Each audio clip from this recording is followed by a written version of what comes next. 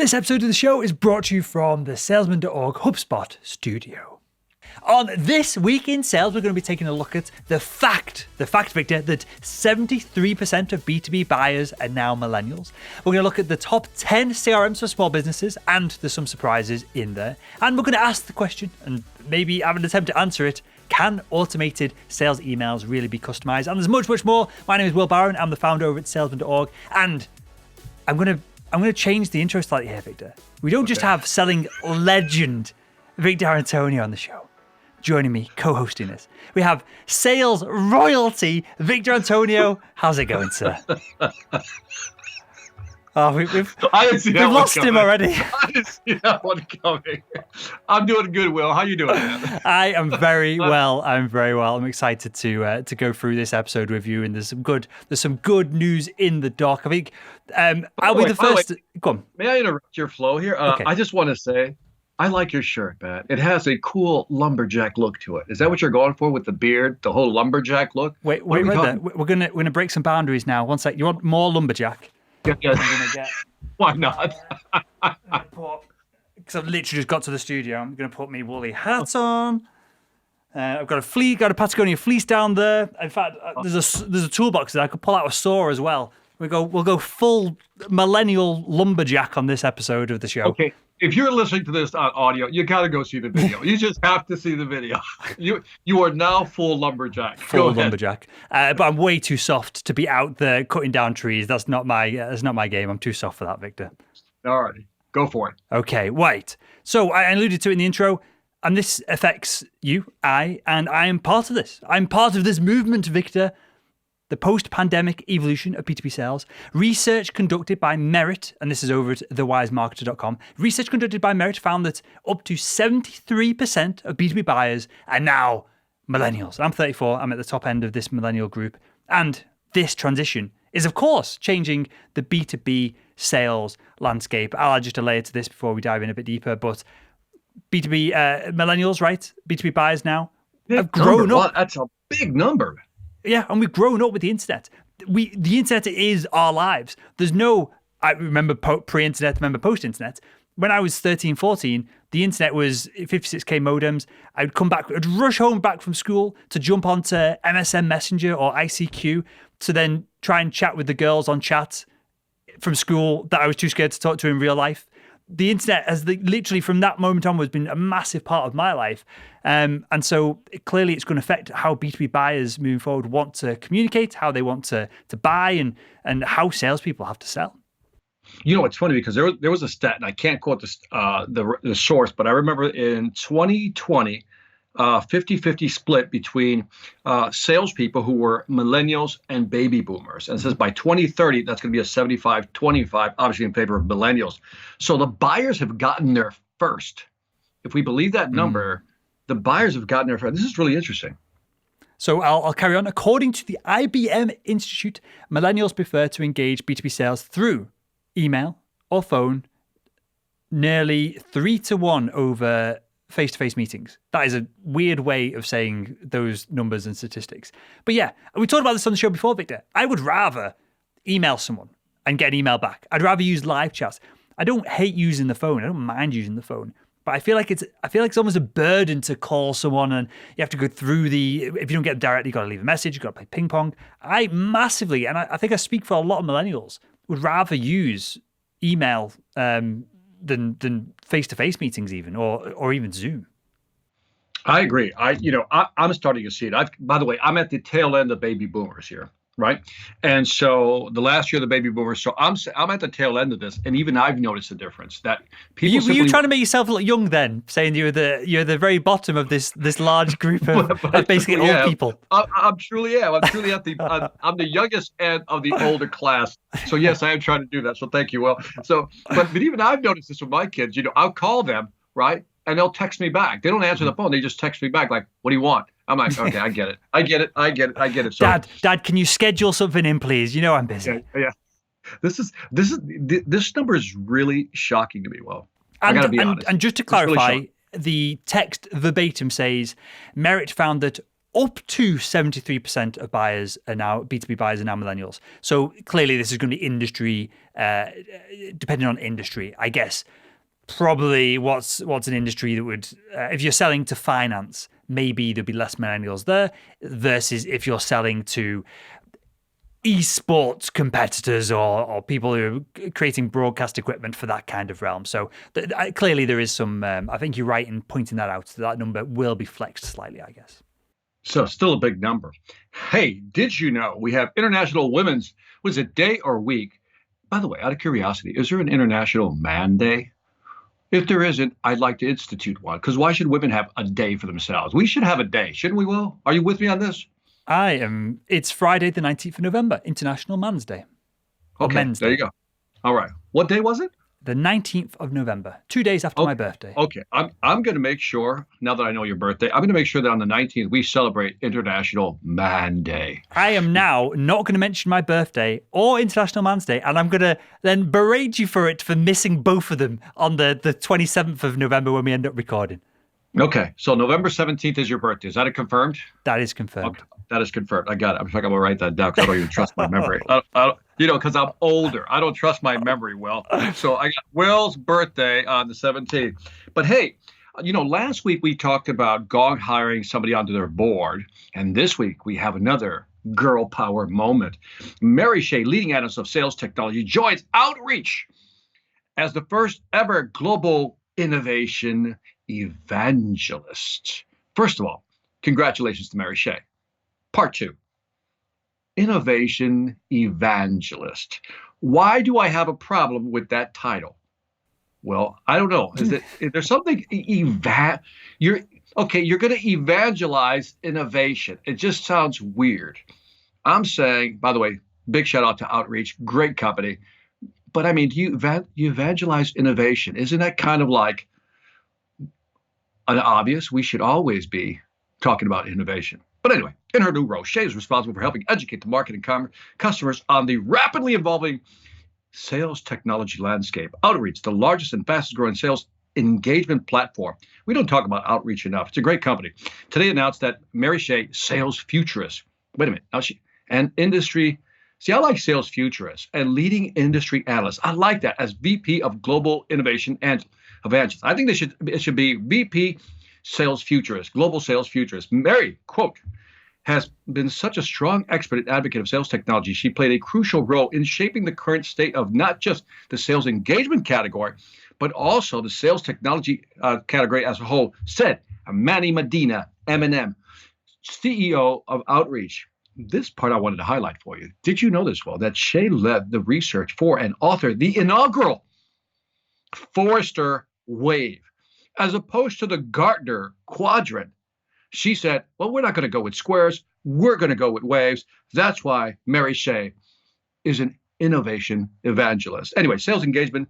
This is in the sales engagement report in 2020, pointing to the pandemic as a watershed moment for B2B selling and amplifying the need for companies to invest in sales engagement solutions. So this was off the PR Newswire. So congratulations, Mary Shea over at Outreach. I think that evangelist, am I saying that word correctly? Evangelist. I think you are.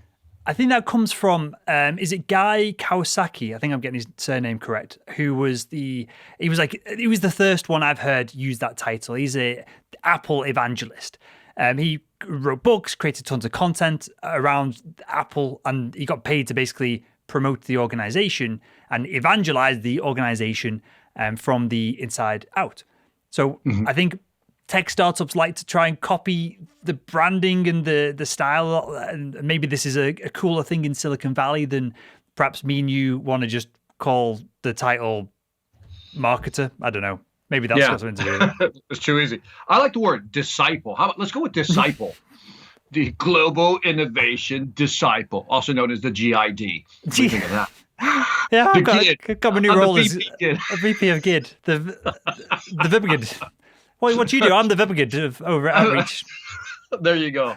I think we should consider that a new title, man. So anyway, what would you evangelize, Victor? I guess two questions here.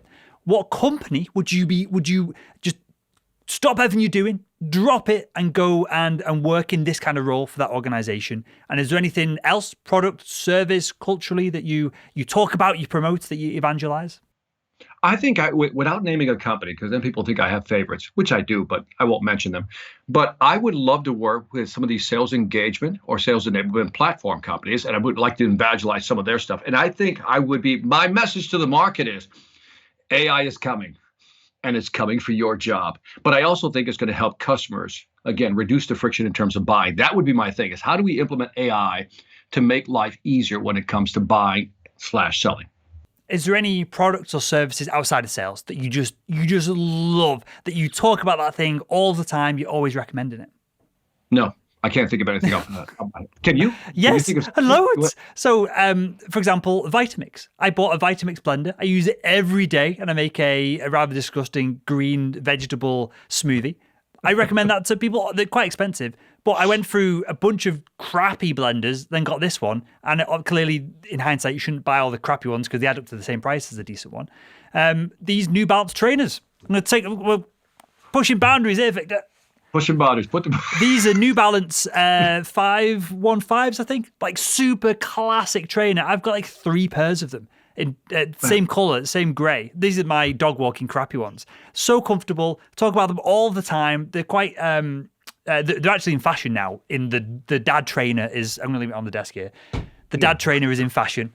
So again, if you're listening to this on audio, you just have to watch the video. It's hilarious to watch Will holding a shoe up in the air as he's talking. Go ahead.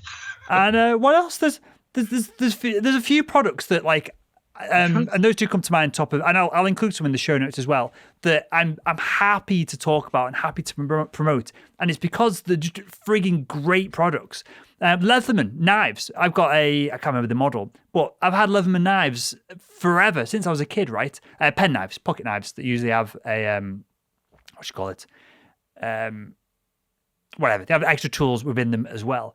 I recommend them to people. Like, if there's a good brand and there's a good product and they've always treated me well, I will happily promote all of these without any, without anything on the back end of it. I'm really happy to do that. I'm surprised that there's nothing that you do every year, or there's a product that you recommend or anything like that. The product that I've been most happiest with is this right here behind me, the Vibe board. Yep. I knew this because you talk about this all the time. You've got it linked in the show notes of all your videos.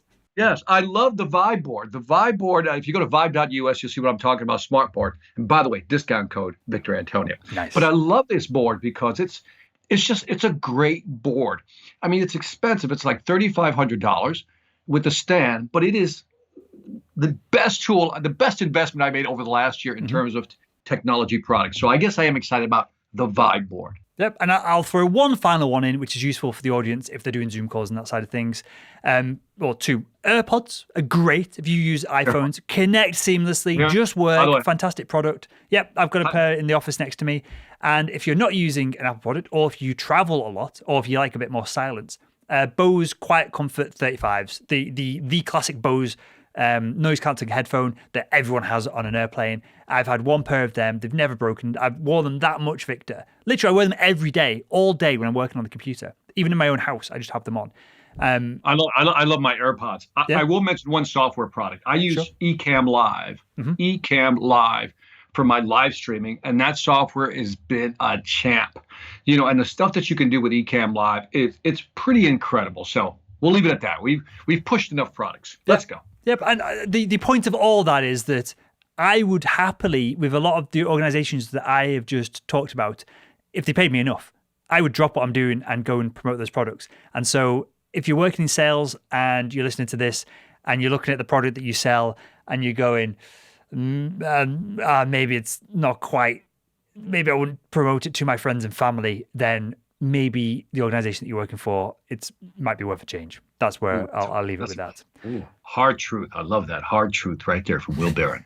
Well, more hard truths for you, Victor. This is a post from komarketing.com, entitled 64% of B2B marketers still faced with budget and resource challenges.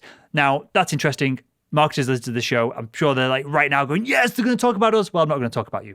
I'm going to talk about another element from this post where they're talking about sales and marketing alignment. So marketers, 33% of marketers say that sales and marketing alignment is the highest or most difficult challenge right now. First off, does that number surprise you, or is that about right? Are you expecting that? I don't know what to expect, but it sounds right. Do you know what I mean? I know there's a number there. I don't know how high or low it should be, but yeah, that's a good starting point for a number. Cool. So I'll carry on from the article itself from komarketing.com. Despite the initiatives in place to collaborate with sales, research suggests that this is an area that B2B marketers have needed to improve upon. Ultima published its State of Digital Selling report, and the data indicated that just 32% of average B2B marketers successfully collaborate with sales to deliver the right content at the right time to convert leads. That is a fail, right? That if only a third of marketers are supporting salespeople with the right content at the right time to convert leads, because a lead doesn't count, who cares about leads, into sales. That is a massive failure. So 2/3 of marketers are doing it wrong. Is that fair to say? Based on this data, it is. But I think it's interesting because we're starting to see that move, right? Well, that maybe the problem is that these companies, because we don't know what companies they look at, are still siloed. Sales is over here, marketing is over here, operations over there. And again, there has to be this move towards consolidating, I'll call it the digital transformation piece with sales and marketing, so everybody's under one umbrella. I know you hate the word smarketing, and so do I, but there has to be some new name for a marketing and sales collab. Revenue generation. Okay, I'm with that. Revenue generation team. I think if it had that name, yeah, I like that actually. A revenue generation team. I like that. And this is down. I'm going to have to take this hat off because my head is sweating. Right. And I can barely hear you through the hat and the headphones being on top of it. This is not just down to marketers though. If your marketing team sucks and they're not providing you the right content at the right time, and your paycheck depends on that as a salesperson, as a sales leader that listening to this show, you need to go and demand it. You need to go and ask. If you ask for this piece of customized content at this part of the sales funnel for these leads often enough, at some point someone in marketing is going to go, oh, let's just put a process in place to make this happen rather than getting pestered by Will Barron. That idiot, he's constantly miring me and he's barely hitting his sales target anyway. He's constantly going after me. We'll just put something in place and we'll put some sales enablement tools in place to make this happen. So it's down to salespeople as well, isn't it? Yeah, that example sounded quite realistic, Will. It sounded quite realistic. Yeah. But what about this, Will? We've talked about this in the past. Why not tie the marketing compensation into the sales compensation? Create these little, what do you call that when you got little tribes, little cohorts, right? You got little cohorts, and they're going to be what? One after the other, they're going to be looking out for each other. And if their compensation package tied together, watch how that alignment works out very quickly. So maybe we're looking in the wrong place, Will. Sit the marketer next to the salesperson with some kind of associate smarketer in between them, and then just let it rock and roll. Let the marketer report up as to what's working, what isn't, and then you can do that at a company level and let the salesperson have these conversations and feedback. I don't understand. Am I missing something here, Victor? No, I think you're highlighting something interesting. You just said something really important. Rarely do I pause to say you say something important, but I'm right now. But you said about if we put the marketing person next to the salesperson, but maybe there's also a customer success person, that other person in between. That's the person we need. So maybe that's the trinity. That these are the little small cohorts that companies can put together so teams become aligned. Yeah, clearly it's more complicated. If you are an enterprise organization with 3,000 salespeople, it's not as simple as what I just made out. If you're a small to medium-sized organization with 50 salespeople and 20 marketers, I don't understand why this can't just be trialed and experimented with. And if you have trialed and experimented with this, if you're a sales or marketing leader and your organization has done this, feedback, let us know over at thisweekinsales.com, because I've been talking about this for years, and if I not necessarily understand, if I predict that would be an efficient way to do business, to add value, to get in the buying conversation before that 70% moment when they reach out to salespeople, then smarter people than me must have experimented with some of this. Honestly, I feel like I'm either 100% right or I'm completely just missing a massive explosive piece of information here, Victor. Well, if you're in marketing, we want to hear from you. So again, as Will pointed out, go to thisweekinsales.com. Give us your feedback. Tell us what we're missing, because apparently we're not getting something. And this has been a problem that's been around for, I'm not going to say decades, probably a couple of centuries now, at least 2 centuries where this has been around. Marketing and sales are never aligned. But on that note, let's look at some sales technology. I want to talk about the top 10 CRM software for small businesses. This is an article written by Katie, spelled Kaiti Norton. She just couldn't spell it normally. She had to go Kaiti. I don't think you can blame Katie for the name that her parents give her. Her mama is a blame. So anyway, growing a small business requires strategic investments in the areas that will make your processes simpler and more productive. Obviously, a CRM software application is one of the tools that will help you do that. In fact, 92% of respondents in a report done by Validity, so Validity's State of CRM Data Management Report, said their CRM and data is contained. CRM and the data it contained was important for achieving revenue goals. With the powerful CRM support, blah, blah, blah, blah. Anyway, what I loved about this article, Will, that it highlighted top CRM companies, but it also highlighted why you would want to use one. I think it's like a little roadmap. So, for example, it said HubSpot, one of your sponsors, right, said best CRM for built-in marketing tools. So if that's what I'm looking for, maybe I want to look at HubSpot. Nimble, it's best CRM for Office 365 and Google Workspace user. There's actually something called Less Annoying CRM, which is my favorite, which says it's if you just want best CRM for basic needs, and the list goes on. And again, we'll list those in the show notes. And this article was over at smallbusinesscomputing.com. What did you think of this list when you went through it, Will? A lot of it makes sense. I've done a lot of work with most of these organizations, right? So I know some of the nuances. So, for example, HubSpot, sponsored the Salesman Podcast, definitely we do over at salesman.org. The best CRM for built-in marketing tools. Well, the ad that I won't plug them too much, but the ad that we're running on all our content at the moment talks about the fact that HubSpot was built from the ground up on one code base. It wasn't built from lots of acquisitions of different products and services like other companies that I won't name in this segment, but is clearly in the list as well.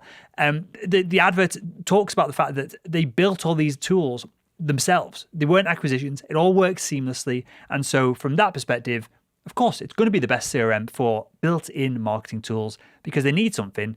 They just build it in-house. I thought on this list, what caught my attention were two of them. Insightly, a company we don't talk about enough, best CRM for team management. And then Zoho was the best CRM for lead management. And just to be fair, there's Aptivo, Insightly, Drip, Keep, Salesforce, Vinegar is another best value CRM. I don't know what that really means, but anyway, check out the list. It's a great list. And that's from smallbusinesscomputing.com. Now, I'll question the list slightly, Victor, Of course you will. Of course you will. Go ahead. They've clearly chosen individual CRMs for each of these categories, whereas I think a couple of these CRMs are probably the best for multiple categories, and they've tried the best to split them out. I would agree. If you do a little Venn diagram, you'll see some overlaps. And so I think they were just trying to simplify it, maybe simplified it too much, but I think it's a good guide. If you don't know what you want for a CRM, I think this is kind of a good guide to start with. Can we talk emails for a second, Will?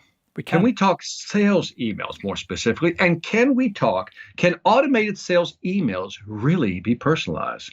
Well, apparently this evangelist, this innovation evangelist by the name of Ryan Doyle had grown tired. Listen to me, Will. He had grown tired of a trend he saw in sales technology. Every tool seemed to focus on one thing, Will: quantity. Send more emails, find more leads, and make more phone calls. If there's an SDR out there, BDR, they're going, yeah, okay, go on, Victor. Yet, the best salespeople aren't sending 1,000 emails a day. They're spending all their time researching prospects and crafting that personal message. So he set out to build his own tool that would one day rule the world. Okay, I exaggerate. He set out to build his own tool, one that would focus on quality outreach over quantity. This idea became the foundation of his custom tool. Wait for it. Here it comes. Wait for it. Here comes the name. Wait for it. The Magic Sales Bot. Yes, a program that automates building personalized emails. He used OpenAI's language generating API. Now, Will, I wanted to highlight this also. He's using GPT-3, Generative Pre-training Transformer 3, an auto-aggressive language model that uses deep learning to produce human-like text that was launched in 2020. And one of its founders is Elon Musk. So this is the new hot trend, by the way. This GPT-3 is the latest baked in on AI. But I thought it was interesting because Let me see. By the way, he has an example on the website, Will, of you type in what you're looking for, the article you want to write, and the company you want to target, and it actually comes back with a suggestive article. And it says to make it work. And anyway, I'm going to stop here before I get into cracking the code of how you do this. What do you think so far of the magic sales bot? Victor Antonio. And I'll say this, Victor included this one in the doc this week. I did. This is Victor's work here. Look, it's one of those, you might be able to replace some really shitty SDRs with this, but being able to do natural language translation and pull insights and that side of things, basic insights from the internet, great.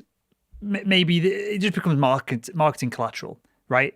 What you need is somebody who what you need is, for example, Victor Antonio. You need someone like you, your knowledge, expertise, insights you've learned over, clearly, because I know you're the bottom end of baby boomers, but you're a freaking baby boomer. That life experience, that's what drives emails that someone opens and goes, oh, I want to speak to that person. If you try and automate the emails that you're sending, they want to speak to a bot. They want to speak to the automating behind the email. I want to send an email and I want someone to go, I want to speak to Will Barron. I want to engage with that individual specifically. And by using a bot program to do some of this work for you, you're inherently removing some of that that interpersonability, that want to speak to the individual that sent the email. Does that make sense? Am I making sense there? No, you're making total sense, because by the way, this is off the at the website builtin.com. And so this Ryan Doyle used this company Built-In to actually write a pitch, right?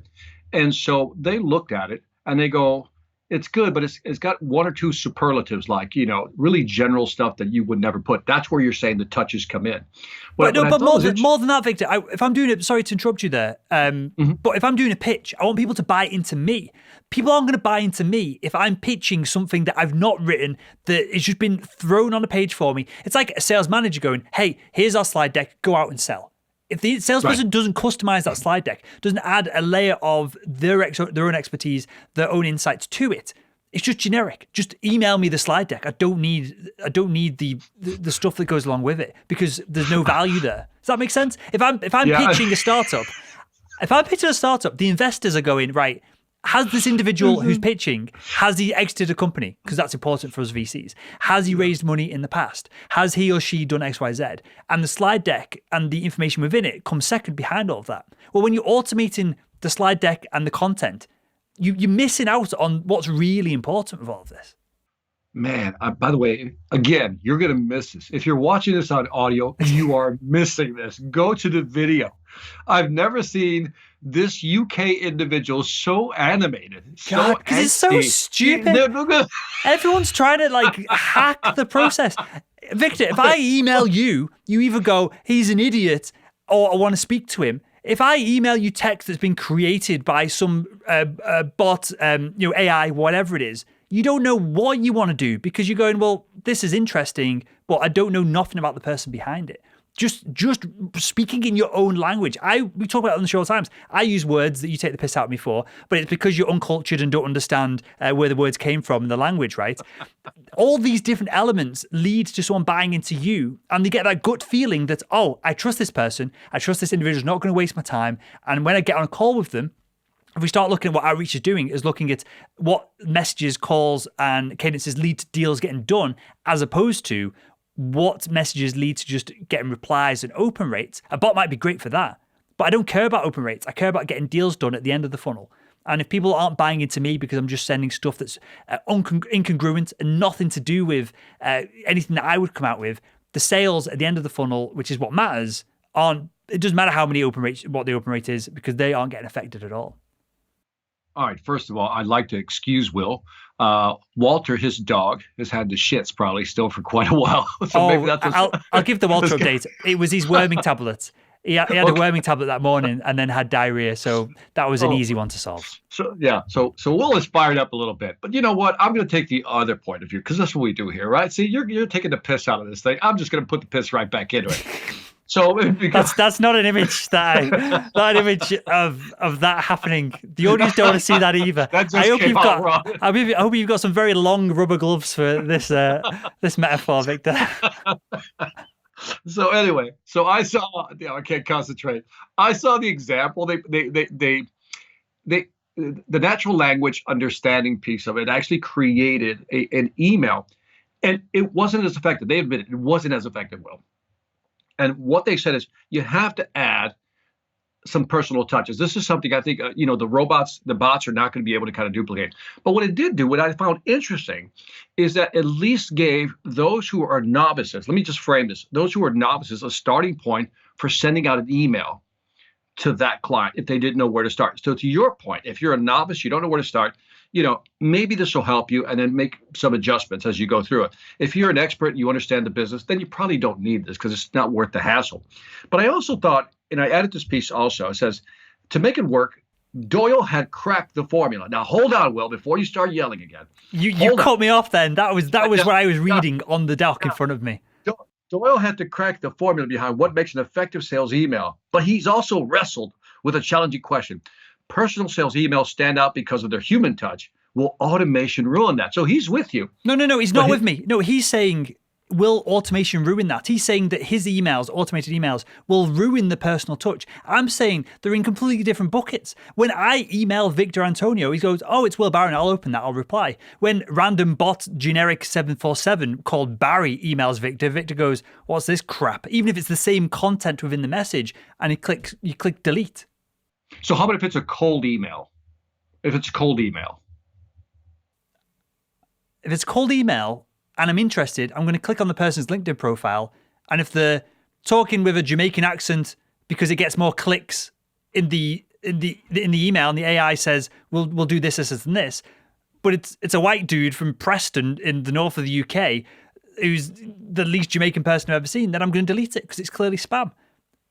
I have no idea where to go with that one. But if I may be allowed to finish with finally to get off this topic here. So Doyle recommended, he said, here are the ingredients of a personalized email, which Will totally objects to. He says, step one, there should be an observation. Step two, I'm not going to read the description. There should be a challenge. Third is the pitch. Fourth is the proof that you provide. And then you keep it simple. Again, the link will be in the show notes. Go look at the website. Look at what they did in terms of an example, and then you judge for yourself. And by the way, we're not disagreeing, Will, because I know what you're really saying in terms of you can't really let a bot do your job for you. But I think this I hate the name, by the way, it's the magic sales bot. Oh, what a horrible name. But I think there's a place for this if it's done correctly. I think there's a place for this in the process. As soon as a bot can replace a human, the bot can just send the email, and it doesn't need to be from a human being, right? Now, correct. Maybe this is where this is going in the future. This might be fair to say. If a bot, and it says Barry the bot, sends me an email with tons of insights, and at the end of it says, hey, if you enjoyed this email, this is just all automated, or in less words, this is all automated. You'd probably really enjoy our service because all the insights came from our service. Then that's an effective cold email. Hey, book a call with one of our consultants. Now, that is not the same as trying to write emails for SDRs so SDRs can book meetings. And obviously this can be abused, and Google will just immediately, from every IP that these emails are coming from, they'll just go into the spam folder, or they'll go into the promotions folder. So that's an issue as well, versus SDR emails right now are probably going into the main Gmail inbox folder. So there's issues to some of this as well, because once you get an email that works, someone's going to send it 10,000 times, it's just going to get spam blocked. But that is appropriate. That is the future, maybe. Maybe the role of SDRs is limited because SDRs have limited access. They are sending these cold emails. Maybe they can be replaced by a bot. But trying to be a human and trying to guide a human to write a message, that's a different conversation to perhaps what bots will be able to do to throw information our way quicker, faster, more insightfully than what a human possibly can. And by the way, I hear what you're saying. One of the things I think we got to give Ryan Doyle a little credit here because he was asked to actually take it to the next level to really create this massive blaster of emails. And he just doesn't want to do it. He doesn't want to create this open source software to actually do that because of what you're saying is that it becomes totally a useless tool after that. It just becomes a massive email dump, which he doesn't want to do. But anyway, leave us your feedback. Read the article. Again, it's on builtin.com. We'll leave the link in the description. Go to thisweekinsales.com and let us know how you feel about this. And let me know. I just want to know. Are you with Will on this one as far as this is a worthless piece of code? Or are you with me that the code has a place? Maybe very narrow, but it has a place in the sales process. We want to know. Do you know what it is, Victor? I'm on drugs right now.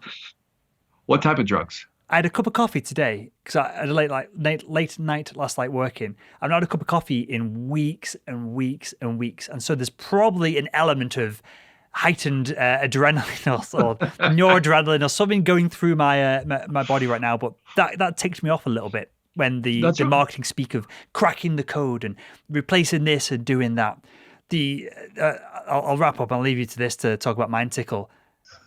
If people just do the jobs, we don't need to automate all this stuff. If people just did training and did a good job and sent less emails and better emails, all this just bullshit goes away. Gotcha. All right. Note to self: don't allow Will to drink any deep breath. Will no more coffee for Will in the morning. Anyway, so let's look at sales training a little bit here.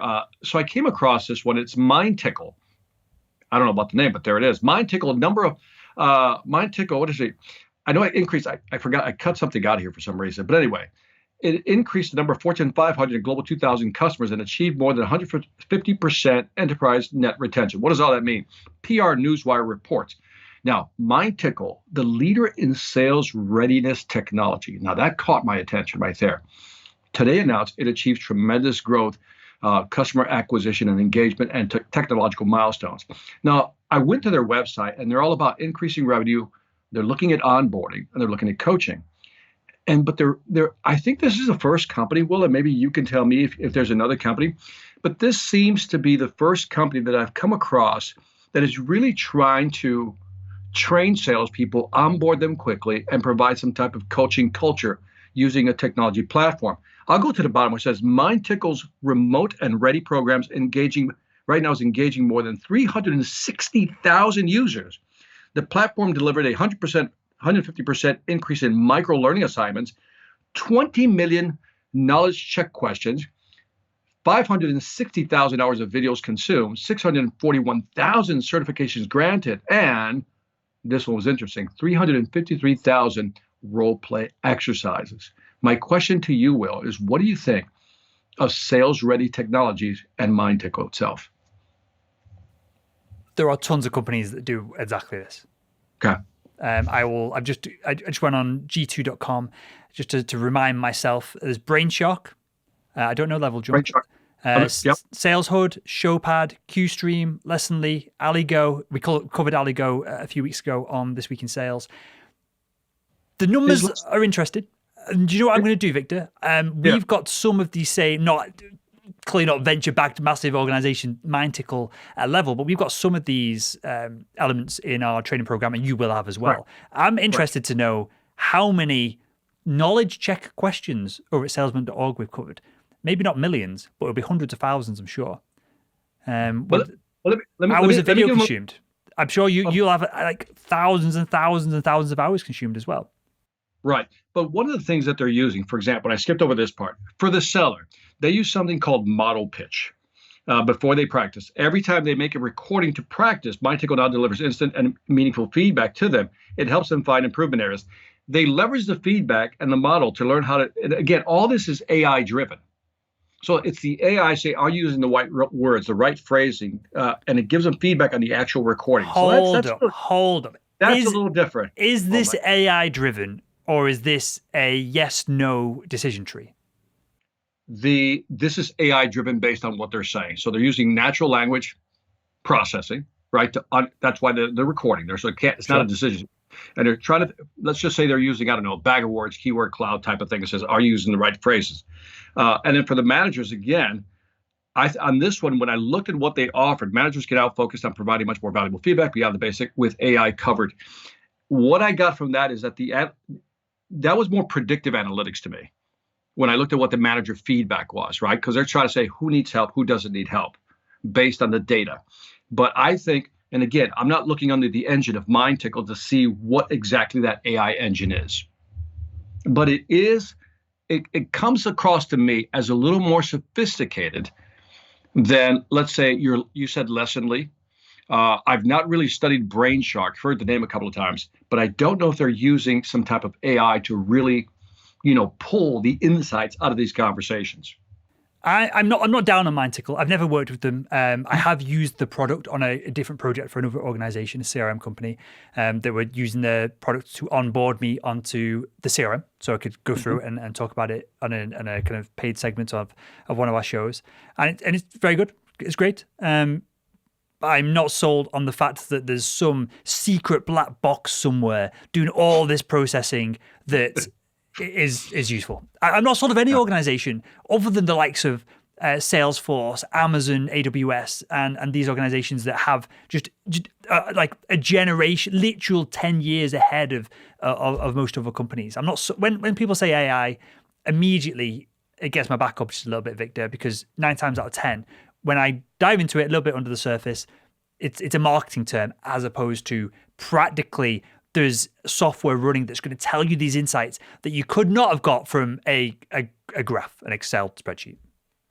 And by the way, so let's kind of define terms, because, when we look at AWS, right, this is Amazon's web service, right, they're making all types of tools, AI tools available to smaller companies. So it's democratizing these AI tools. So to your point is, how are they being applied, or what's being applied to some of these actual software? Like I said, some of this, because I often see some people say AI when they really mean predictive analytics. Yep. Because there's no machine learning going on. And so you have a valid point and a valid concern. How much AI is really being used as opposed to basic analytics, or, when you look at like Microsoft 360, they have something called business intelligence, where it really looks at the spreadsheet, looks at the data, and then tells you the story behind that. And you can tell there's something working here when you're looking at 1 trillion lines of, information. So I don't know how deep it went down the rabbit hole in the AI piece, but nonetheless, it's an impressive company. And I think somebody dumped like $150 million into this company. Mm-hmm. The numbers are incredible. I'm so excited about the numbers, because this is good news for you and I as well. So MindTickle as far as I'm aware, they don't create the content on the platform. It's an enablement platform, as in there'll be someone in your organization, you buy a seat for everyone, and then you create your own content and put it on there. So this is exciting for the likes of you and I, Victor, of we are content creators. There's licensing, there's all kinds of things that you and I can do to put our content on these platforms. And I know it's not MindTickle, I can't think who it is, but one of these sales enablement organizations, it might be Showpad. I'll put it in the show notes, whoever it is. They're now integrating into CRM, so they can see people, perhaps they suck at cold calling. I won't name companies, but the future will be a company like, well, I have to name companies so people know what I'm talking about. It'll be like Gong. Conversation intelligence goes into CRM. CRM then says, hey, this individual needs training on XYZ. Then it'll be the likes of MindTickle that will then prompt the sales leadership, whoever's doing the training within the organization, the training team, and say, hey, your team needs 1, 2, 3. Please create this training appropriately to your marketplace, your customers, from the data that you have internally that you know works. Interview your top reps, and then put it into our platform. And then that'll feed back into CRM. And then when it gets flagged up in Gong, it'll come back up in there as well. That's where all this gets really exciting, as opposed to just kind of one learning platform and whether they're using AI or not. Yeah, I think I would add one more component to that, because it ties in. That's a great explanation you just gave. It's a content management system driven by marketing. Some of the sales training programs, a lot of the content management stuff is also going to be tied together. So that little sequence you just did, great explanation. So can we just get off this AI thing for a second? Because apparently it's really irritating Will today and his overdose of coffee. But anyway, hey, Will, have you ever suffered from imposter syndrome? I have, all the time. Like, genuinely, we could do a therapy session right now on where I probably feel like, if you ask me a few questions, we'd probably uncover that I feel like an imposter right now as to where I want to be in the next 5 years. Right. And so as I was reading this article, so here's the title. This was on LinkedIn. I like to get the cultural news from LinkedIn because LinkedIn's been really torquing me off lately. Because is that a good thing or a bad thing? I'm not sure what you're referring to there, Victor. They're torquing me off. They're like, so that's a U.S. Lube thing. last week, torquing you off this week? Yeah, torquing me. So, Imposter Syndrome's Ugly Roots by Alexander Besant, editor at LinkedIn News. Imposter syndrome, a term coined for that feeling of inadequacy despite one's accomplishments. Okay, interesting. Well, I'm good so far. Often focuses too much on the individual rather than the cultural or societal problems that cause it, argues a report in Harvard Business Review. This is why I began to have problems with this. Okay, because I said too often focuses on the individual rather than the cultural or societal problems that cause it, argues a report in Harvard Business Review, particularly for, here it comes, drum roll, why do we have to pull this out of the box? Well, why does this have to be there? Particularly for women and minorities. As if to say, the average Caucasian person doesn't have imposter syndrome, which is why I wanted to get you on the record early, because I'm sitting there going, well, it has nothing to do. So, and they, I don't know, Alexander here just really torquing me off. Imposter syndrome could be, don't you love those qualifiers? Could be the result of systemic bias. See, life is bias. Everything's, well, anyway. Systemic bias and a history that requires wait there, Victor. You were just about to rant about something, and then you held yourself back. I think you should continue the rant. Well, here's what pisses me off lately. This is what's really getting to me lately. Is that I'm tired of the systemic bias. What he doesn't want to say is systemic racism or sexism. That's what he wants to say, and that's what pissed me off because it's like, come on. Are you kidding me? Everybody suffers from imposter syndrome at one time or another. Has nothing to do with gender, race, or any of the above. We all feel a sense, that's why I love the first part, feeling of inadequacy despite one's accomplishments. That's called insecurity and being unsure of yourself. It has nothing to do with a systemic bias in society. Anyway, that's what's pissing me off. Now it's my coffee. And then this is the part that, indeed, the author argues that white men's career progression is imbued with validation and role models. Like, if you see what I mean? He's trying to, whereas women and minorities constantly face questions of their competency no matter their seniority. Do you know that the second richest man, if not the first richest man in the U.S., or I guess in the world, is Carlos Slim? He's Mexican. He's a minority. This is what pisses, you know what I mean? I'm tired of this narrative about we don't have any role models to look up to. Shut the hell up. We have role models. They're all over the place. This is such a red herring article. It really bothers me because do we have imposter syndrome? Of course we do. Can we get past this? But it's only, with women and minorities. Well, give it a few centuries here. White people are going to be minorities. Will we say, by the way, if we can zoom back a little bit, can I just get historical here? If we zoom back, even if you look at the word white, what does that mean? I don't know about you, but I did my 23andMe. And I think I told you, well, I got everything in me, including Irish. Do you know what I mean? Which I'm very proud of, 1.2%, but it's mine. And so, anyway, that's what bothers me about this article. He took a phrase that I think means you're insecure despite your own accomplishments, which we all have that anxiety and feeling. And now he's trying to make it a racist, sexist issue. And that bothers me. I did 23andMe as well, Victor. And do you know what I found? I'm the whitest person of all time ever. It's like 20% Irish, 80% English. That was about my mix-up. A little bit of French in there as well. My wife came back 99.9% European. Yeah. Bam. Everything underneath that. But anyway, so to finish it off, the author argues that white men's career progression is imbued with validation and role models. Have you been to the backwoods of Georgia here? Not a lot of role models who are white. Okay. Whereas women and minorities constantly face questions of their competency, constantly face questions of and matter of seniority. Apparently I'm oppressed, and this guy's telling me that I'm constantly facing questions, and I'm questioning myself. Alexander, I would delete you if I could. Go ahead. I'm sorry. Well, go ahead. Have you read the book? Now, I've talked about it on a live stream that I do on Fridays. I've talked about it on other shows recently because I'm reading it. I'm engrossed in it. Have you read the book Psycho-Cybernetics? Yes, Maxwell Maltz. Yep. So I'm going to push back on you slightly here, Victor. So for the audience who hasn't read the book, highly recommend it. I won't put words in Victor's mouth. Do you recommend it? Do you think it's a good book? I think it's a good book. I mean, I read it years ago, Okay. but I remember reading it and enjoying the book. Okay, so recommended, highly recommended from me, recommended from Victor. Yep.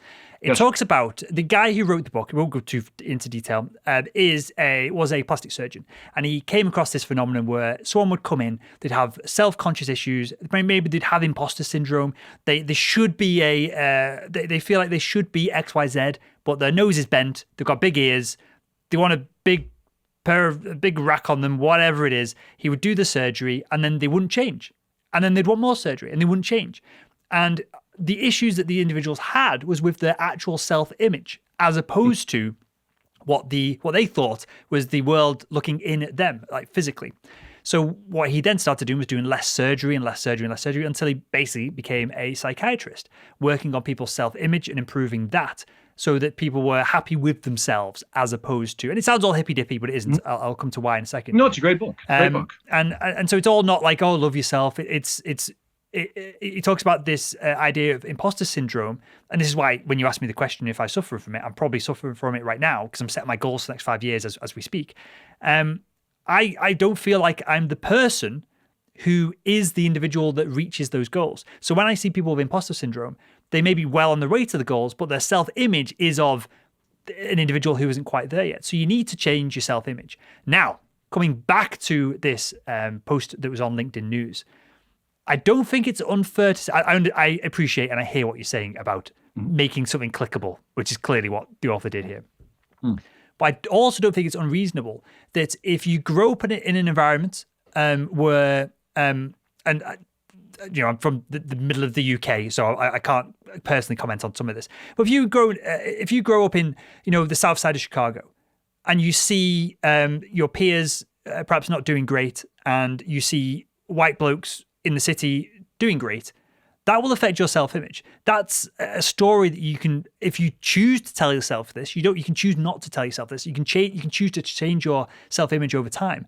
But if your self-image is, I'm stuck here, I'm stuck with these, these black gangs or whatever, and I'm stuck in this environment, and I can't get over there because I'm white. And then people around you are confirming this because they believe this story, this narrative as well, because they don't have someone. I know some of your history, Victor, and you've perhaps been through some of this. You chose to take a different path and chose to get out of the environment that you grew up in.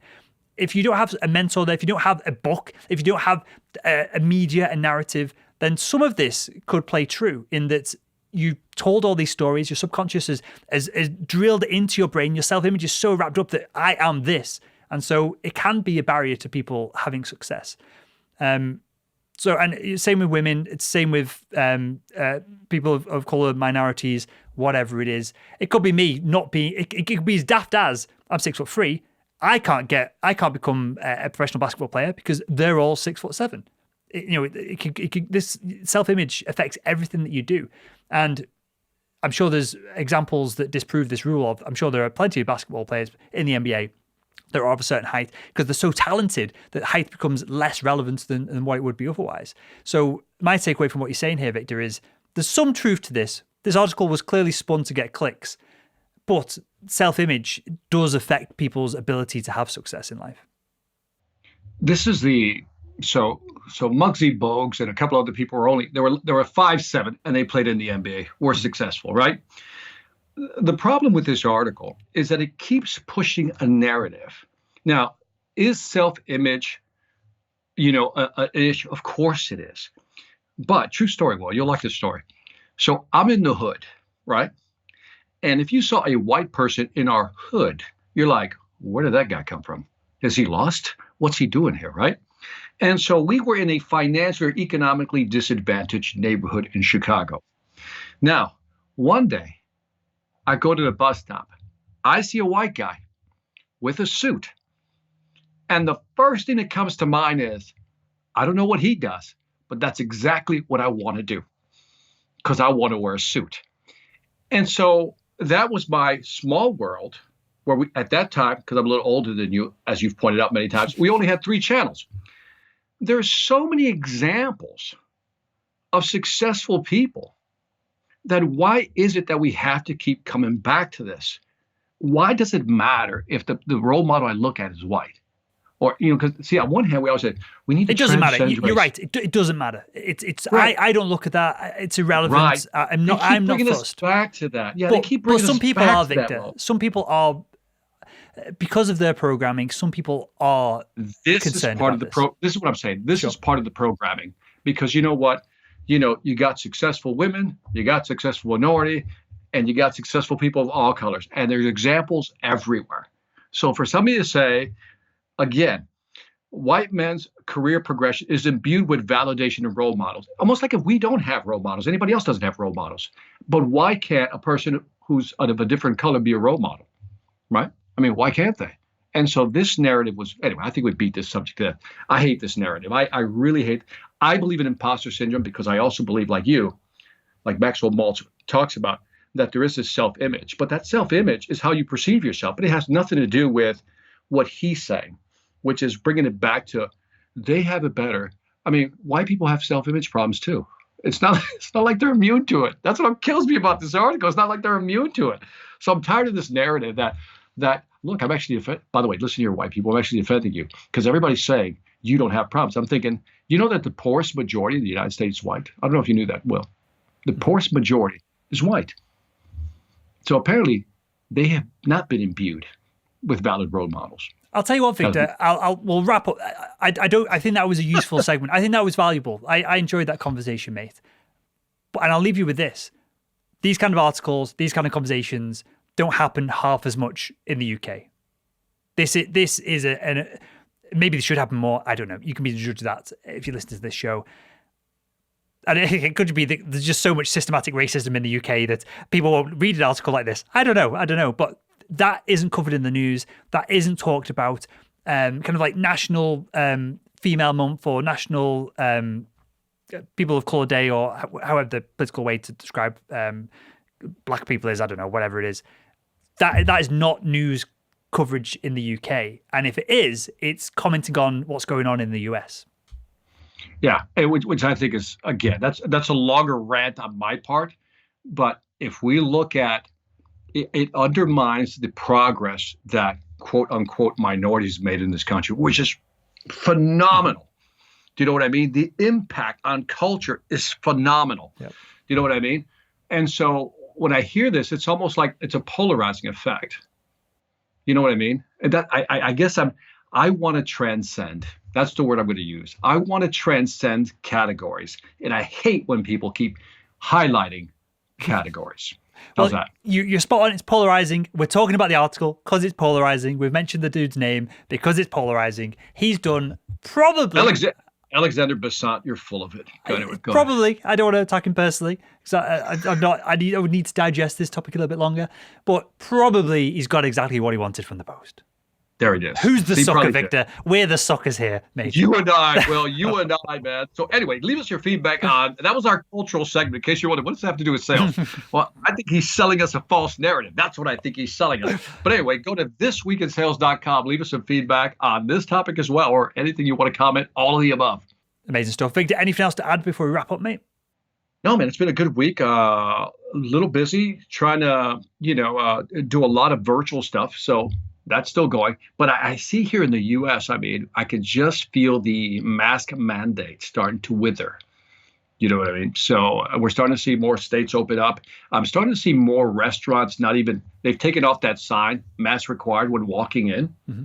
And so I think it's interesting. And I think our hospitalization rates are really down, Well, depending on which state you're in, but they're really down. How's it over there? So we've now, good old Boris has given us some dates to look forward to for when the lockdown's going to ease, dates for, I think schools have just gone back this week. So yeah, there's massive change going on. The NHS here in the UK has done a great job and the rates are massively down, both from, I think there's like a third of the population has been vaccinated already, which is incredible. Tens of millions of people, which is insane. Just the logistics behind that. I wish, Victor, I was involved with the logistics or involved with these drug companies because somebody has made billions of dollars on the back of all of this. Was that Merck? Was it Merck, Johnson & Johnson, and there's one more company. Yeah, they've done well. They've done exceptionally well. But they've also done great kindness to humanity as well by coming up with this. Let's give credit to the scientists. We never give credit to the people who come up with this stuff, the vaccine. And so big shout out to you science folks out there who came up with this. Amazing stuff. Well, we'll wrap up with there. That was Victor Antonio, Sales Royalty. Victor Antonio. My name is Will Barron, founder of salesman.org. And that was This Week in Sales. And we'll speak with you again next week.